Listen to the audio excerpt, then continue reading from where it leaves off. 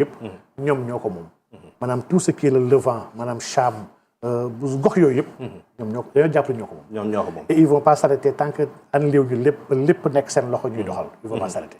Alors une question par rapport aujourd'hui à la diplomatie sénégalaise et surtout par rapport ak li nga xam ne moo di Sénégal ak États-Unis dañu gis suñu équipe féminine de basket bi ñu refuser leen ay visa et c'est de la part des États-Unis après il s'en est suivi une déclaration en tout cas une information qui a été donnée par le Premier ministre Ousmane Sonko disant que tey moom bi ñu ko yëgalee jël nañu ay dispositions ngir ñu waajalee fii li nga xamante ne moo di préparation afro basket bi et en même temps aussi il remercie le partenaire Chine ci par rapport ak taxawaayam surtout ni nga xam noonu la leen di yombalee les préparations et tout.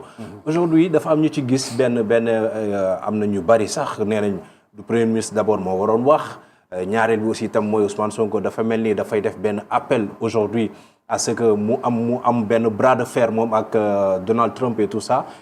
Déclaration bi wala décision bi premier ministre jël ndax am na ay incidence diplomatique yu ñu war a envisager diggante Sénégal ak États-Unis waaw diggante Sénégal États-Unis gëw ma ni refus visa ay joueurs ay joueuses ak réplique du premier ministre mën na ko yàq il faut nag ñu comprendre ne États-Unis dañoo dugg ci benn cycle bi nga xam ne cycle boobu cycle nappe la l'administration actuelle administration bi nga xam ne vraiment intimidation daf ko jël ak menace daf ko jël di ko utiliser à l'endroit de tous les partenaires pour mën a renégocier rediscuter les rapports ak les relations. Et ça n'a pas démarré aujourd'hui.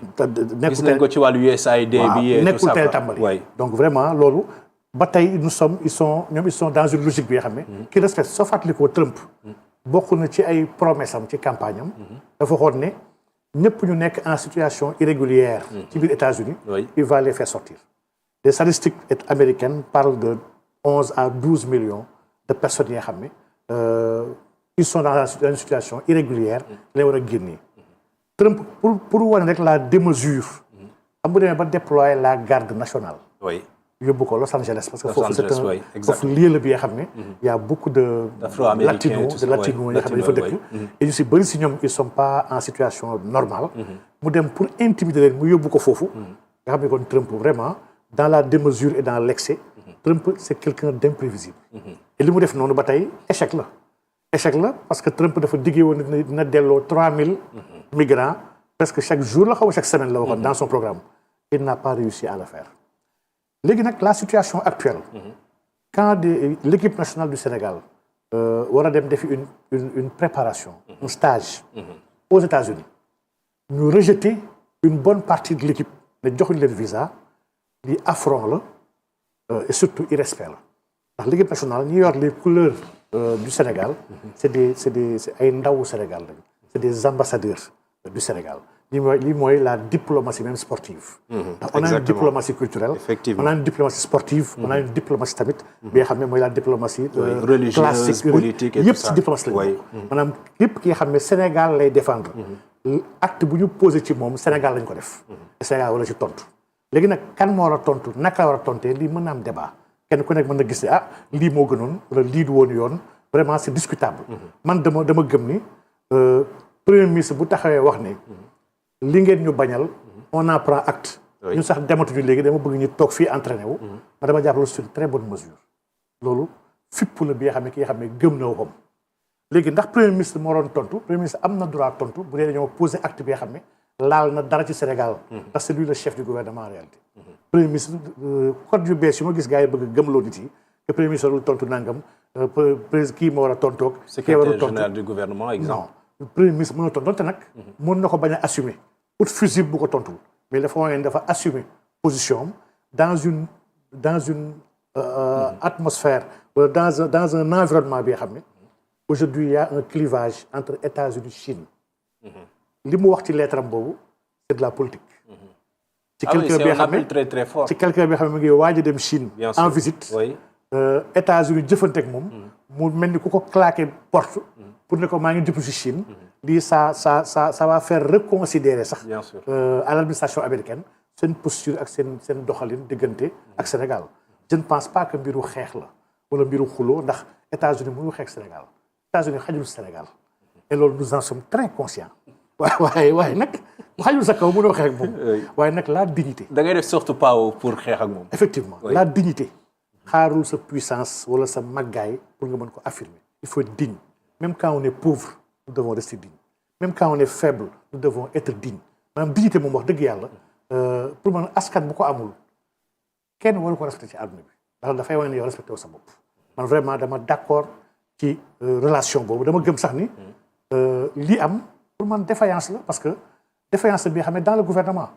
on devait en parler à l'interne. Bien sûr. Le ministre des Sports au niveau du ministère des Sports. mais ñu waroon dem déposer visa bu dee athlète sénégalais la c'est stage bi nga xam ne état Sénégal ko préparé mais ministère moo ko coordonné directement avec l'ambassade. Fallait anticiper ñoom ñu gérer ko seen biir. oui donc lii vraiment problème de coordination la de vraiment am na daal lu des daal. dans les ministères. mais lii ministère ko lijjanti warul am couac.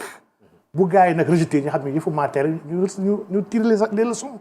bu jaree convoqué ambassadeur bi ñu convoqué wax ak moom. bu jaree bind kilifaam mais ñu bind ko. mais dem nekk devant le fait accompli. pour des officiels sénégalais c'est pas normal. c'est pas normal. Quand un ministre voyage. wala quand l'équipe nationale voyage. wala quand un membre du gouvernement voyage.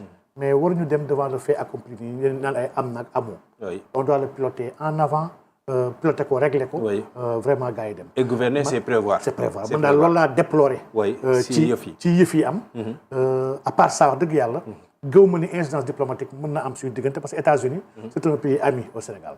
et loolu on doit en prendre conscience dañu ko war a bàyyi xel. c'est un pays ami au Sénégal. xew-xew yu fi am 2023 ba 2024. ba ci élection yi taxaw. États-Unis joué si rôle bu ngand pour ñu mën a respecter démocratie sénégalaise ñu mën a def une dévolution du pouvoir pacifiquement.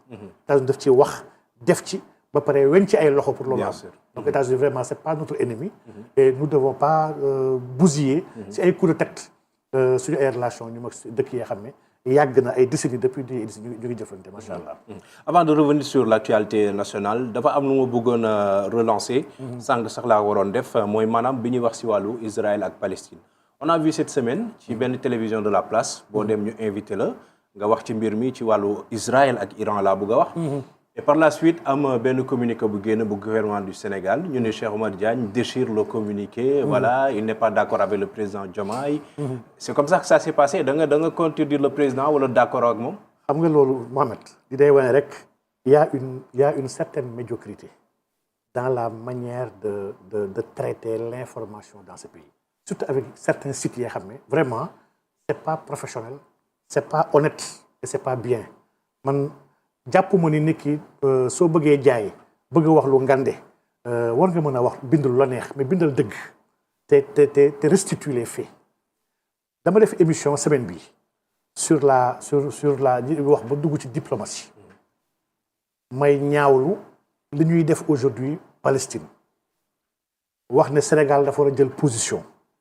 Sénégal amul droit mu toog sa position est très ambiguë et man d'accord ma ci on doit assumer le rôle historique que nous tenions xam ne ñun ñoo ànd ak Palestine ñoo ko war a jàppale encore que il y a des règles de droit international qui ont été bafouées nous devons le constater les dénoncer et les condamner donc lii ba may wax lii Sénégal deful communiqué sëñ Mohamed ma def émission ba pare ay waxtu après Sénégal def communiqué bi nga xam ne dama jàpp sax ni ma damay sax waa ministère si nekk ñun sànni émission bi xool nag ñu war ñu jug ils ont utilisé des mots à la hauteur le communiqué a été bien Sénégal sans ambiguïté wax na ci kii bi et ba ma gisee nag ay nit taxaw ne Cheikh Oumar réagit à ce communiqué il brûle nangam j'ai eu mal parce que ma jàpp ni loolu jaru ko fi maanaam presse loolu du rôle am presse loolu jéem a créer ay conflits ak ay problèmes ci biir ay acteurs wala jéem a alimenter ay polémiques yoo xam ne c'est inutile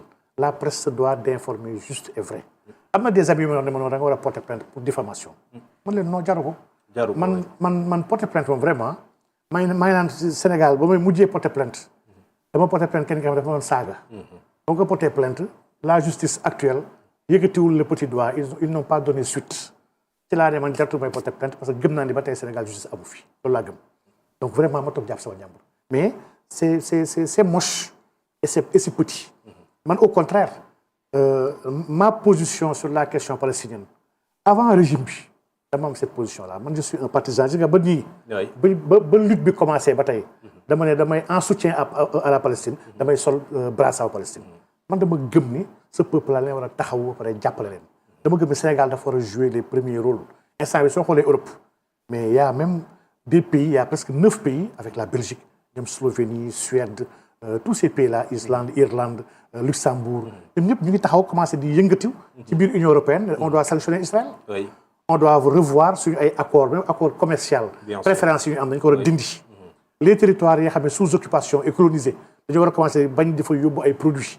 maanaam dëkk yu sérieux yëpp waxatuma sax ko diine mais question d'humanité la question nité dëkk yëpp yu nité xam nañ ni dañoo tooñ waa Palestine ñu ngi leen di sonal ñu ngi leen di toroxal rawat na Sénégal nga xam ne humainement ñun si ay nit ci wàllu colonisation dañoo jaar ci colonisation ñu coloniser ñu mun